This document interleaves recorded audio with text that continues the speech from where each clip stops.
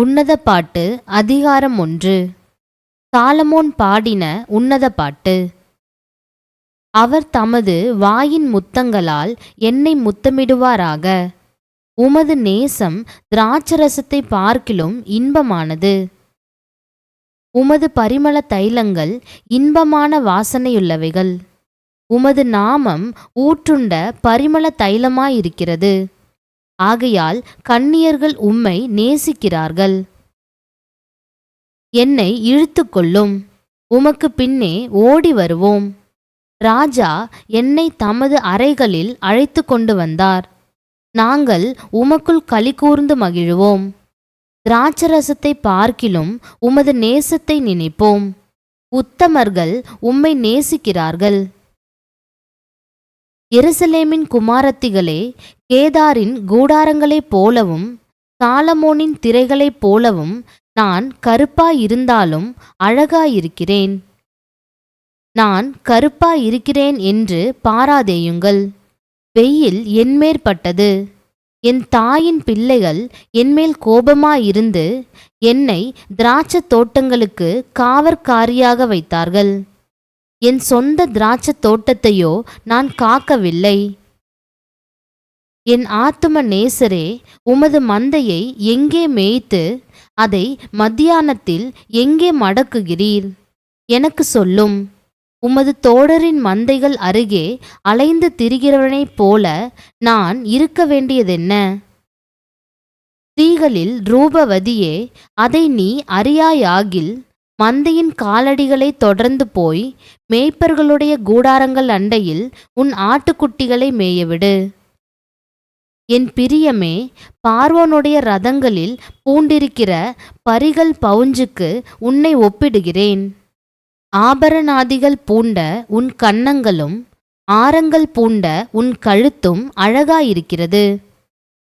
வெள்ளி பொட்டுகளுள்ள பொன் ஆபரணங்களை உனக்கு பண்ணுவோம். ராஜா தமது பந்தியில் இருக்குந்தனையும் என்னுடைய நலத தைலம் தன் வாசனையை வீசும். என் நேசர் எனக்கு என் ஸ்தனங்களின் நடுவில் தங்கும் வெள்ளை போலச் செண்டு.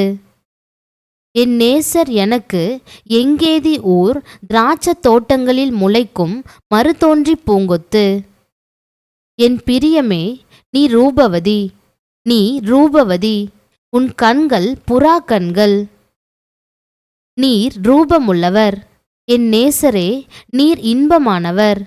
நம்முடைய மஞ்சம் பசுமையானது. நம்முடைய வீட்டின் உத்திரங்கள் கேதுரு மரம். நம்முடைய மச்சு தேவதாரு மரம். அதிகாரம் 2. நான் சாரோனின் ரோஜாவும் பள்ளத்தாக்குகளின் லீலி புஷ்பமுமாயிருக்கிறேன். முள்ளுகளுக்குள்ளே லீலி புஷ்பம் எப்படி இருக்கிறதோ அப்படியே குமாரத்திகளுக்குள்ளே எனக்கு பிரியமானவளும் இருக்கிறாள். காட்டு மரங்களுக்குள்ளே கிச்சிலி மரம் எப்படி இருக்கிறதோ அப்படியே குமாரருக்குள்ளே என் நேசர் இருக்கிறார். அதின் நிழலிலே வாஞ்சையாய் உட்காருகிறேன். அதின் கனி என் வாய்க்கு மதுரமாயிருக்கிறது. என்னை விருந்து சாலைக்கு அழைத்து கொண்டு போனார். என்மேல் பரந்த அவருடைய கொடி நேசமே. திராட்சரசத்தால் என்னை தேற்றுங்கள். கிச்சிலி பழங்களால் என்னை ஆற்றுங்கள். நேசத்தால் சோகமடைந்திருக்கிறேன். அவர் இடது கை என் தலையின் கீழ் இருக்கிறது. அவர் வலது கை என்னை அணைத்து கொள்ளுகிறது. எருசலேமின் குமாரத்திகளே, எனக்கு பிரியமானவளுக்கு மனதாகும் மட்டும் நீங்கள் அவளை விழிக்க பண்ணாமலும் எழுப்பாமலும் இருக்கும்படி வெளிமான்கள் மேலும் வெளியின் மறைகள் மேலும் உங்களை ஆணையிடுகிறேன். இது என் நேசருடைய சத்தம். இதோ அவர் மலைகள் மேல் குதித்தும் மேடுகள் மேல் துள்ளியும் வருகிறார். என் நேசர் வெளிமானுக்கும் மறைக்குட்டிக்கும் ஒப்பாயிருக்கிறார்.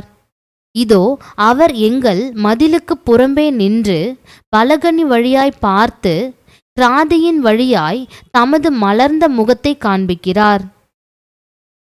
என் நேசர் என்னோடே பேசி, என் பிரியமே, என் ரூபவதியே எழுந்து வா.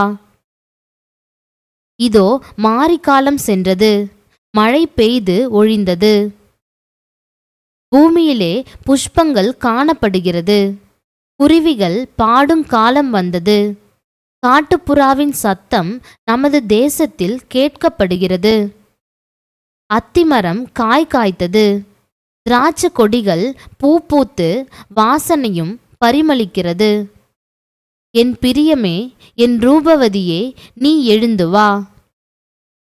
கன்மலையின் வெடிப்புகளிலும் சிகரங்களின் மறைவிடங்களிலும் தங்குகிற என் புறாவே, உன் முகரூபத்தை எனக்கு காண்பி.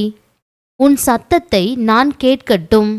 உன் சத்தம் இன்பமும் உன் முகரூபம் அழகுமாயிருக்கிறது என்றார். திராட்சை தோட்டங்களை கெடுக்கிற குழி நரிகளையும் சிறு நரிகளையும் நமக்கு பிடியுங்கள். நம்முடைய திராட்சை தோட்டங்கள் பூவும் பிஞ்சுமாயிருக்கிறதே. என் நேசர் என்னுடையவர், நான் அவருடையவள். அவர் லீலி புஷ்பங்களுக்குள்ளே மேய்கிறார். என் நேசரே, பகல் குளிர்ச்சியாகி நிழல் சாய்ந்து போகும் வரைக்கும் நீர் திரும்பி குன்றும் பிளப்புமான கன்மலைகளில் குதித்து வரும் கலைமானுக்கும் மறைகளின் குட்டிக்கும் சமானமாயிரும். அதிகாரம் 3. காலங்களில் என் படுக்கையிலே என் ஆத்தும நேசரை தேடினேன். தேடியும் நான் அவரை காணவில்லை. நான் எழுந்து நகரத்தின் வீதிகளிலும் தெருக்களிலும் திரிந்து என் ஆத்தும நேசரை தேடுவேன் என்றேன். தேடியும் நான் அவரை காணவில்லை. நகரத்திலே திரிகிற காவலாளர் என்னை கண்டார்கள். என் ஆத்தும நேசரை கண்டீர்களா என்று அவர்களை கேட்டேன். நான் அவர்களை விட்டு கொஞ்ச தூரம் கடந்து போனவுடனே என் ஆத்தும நேசரை கண்டேன். அவரை நான் என் தாயின் வீட்டிலும் என்னை பெற்றவளின் அறையிலும் கொண்டு வந்து விடுமட்டும் விடாமல் பற்றி கொண்டேன். எருசலேமின் குமாரத்திகளே, எனக்கு பிரியமானவளுக்கு மனதாகும் மட்டும் நீங்கள் அவளை விழிக்க பண்ணாமலும் எழுப்பாமலும் இருக்கும்படி வெளிமான்கள் மேலும் வெளியின் மறைகள் மேலும் உங்களை ஆணையிடுகிறேன். வெள்ளை போலத்தினாலும் சாம்பிராணியினாலும் வர்த்தகருடைய சகலவித கந்த பொடியினாலும் உண்டாகிய வாசனையை வீசி தூபஸ்தம்பங்களைப் போல் வனாந்தரத்திலிருந்து வருகிற இவர் யார்? இதோ சாலமோனுடைய மஞ்சம். இஸ்ரவேலின் சௌரியவான்களில் 60 சௌரியவான்கள் அதை சுற்றி நிற்கிறார்கள். இவர்கள் எல்லாரும் பட்டயம் பிடித்து யுத்தத்துக்கு பழகினவர்களாயிருக்கிறார்கள். கால பயத்து நிமித்தம் அவனவனுடைய பட்டயம் அவனவன் அறையில் இருக்கிறது. சாலமோன் ராஜா தனக்கு லீபனோனின் மரத்தினால் ஒரு ரதத்தை பண்ணுவித்தார். அதன் தூண்களை வெள்ளியினாலும் அதன் தட்டை பொன்னினாலும் அதன் ஆசனத்தை இரத்தாம்பரத்தினாலும் பண்ணுவித்தார். அதன் உட்புறத்திலே எருசலேமின் குமாரத்திகளின் நிமித்தம் நேசம் என்னும் சமுக்காலம் விரித்திருந்தது. சீயோன் குமாரத்திகளே, நீங்கள் புறப்பட்டு போய் ராஜாவாகிய சாலமோனின் கல்யாண நாளிலும் மணமகிழ்ச்சியின் நாளிலும் அவருடைய தாயார் அவருக்கு சூட்டின முடியோடிருக்கிற அவரை பாருங்கள். நீ ரூபவதி, என் பிரியமே, நீ ரூபவதி. உன் முக்காட்டின் நடுவே உன் கண்கள் புறா கண்களாயிருக்கிறது. உன் கூந்தல் கீலேயாத் மலையில் தழைமேயும் வெள்ளாட்டு மந்தையைப் போலிருக்கிறது. அதிகாரம் 4. நீ ரூபவதி, என் பிரியமே, நீ ரூபவதி. உன் முக்காட்டின் நடுவே உன் கண்கள் புறா கண்களாயிருக்கிறது. உன் கூந்தல் கீலேயாத் மலையில் தழைமேயும் வெள்ளாட்டு மந்தையைப் போலிருக்கிறது. உன் பற்கள் மயிர் கத்தரிக்கப்பட்ட பின் குளிப்பாட்டப்பட்டு கரையேறுகிறவைகளும் ஒன்றாகிலும் மலடாயிராமல் எல்லாம் இரட்டை குட்டி ஈன்றவைகளுமான ஆட்டு மந்தையைப் போல் இருக்கிறது. உன் உதடுகள் சிவப்பு நூலுக்கு சமானமும் உன் வாக்கு இன்பமுமாயிருக்கிறது. உன் முக்காட்டின் நடுவே உன் கன்னங்கள் வெடித்த மாதுளம்பழம் போல் இருக்கிறது. உன் கழுத்து பராக்கிரமசாலிகளின் கேடகங்களாகிய 1000 பரிசைகள் தூக்கி இருக்கிற ஆயுத சாலையாக்கப்பட்ட தாவீதின் கோபுரம் போல் இருக்கிறது.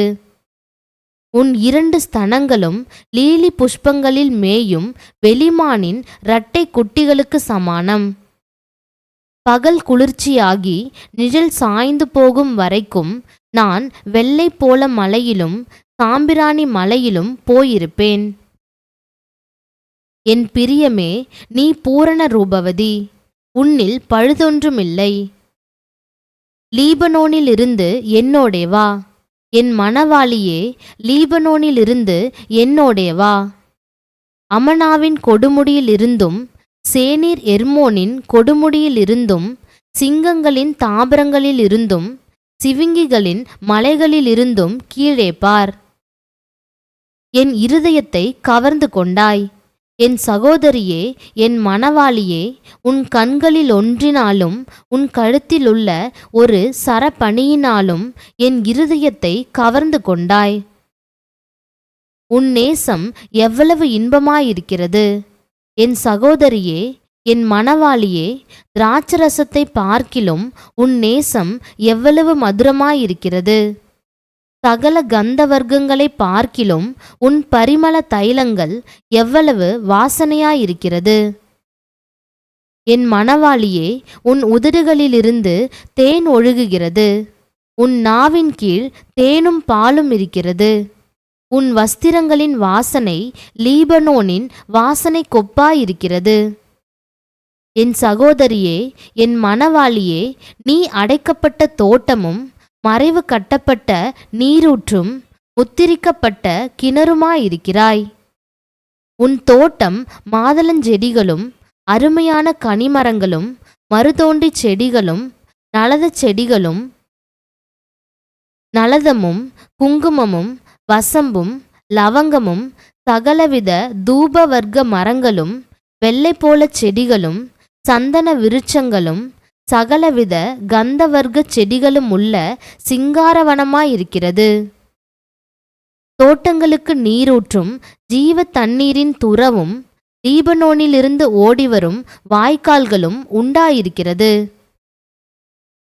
வாடையே எழும்பு, தென்றலே வா, கந்த பிசின்கள் வடிய என் தோட்டத்தில் வீசு.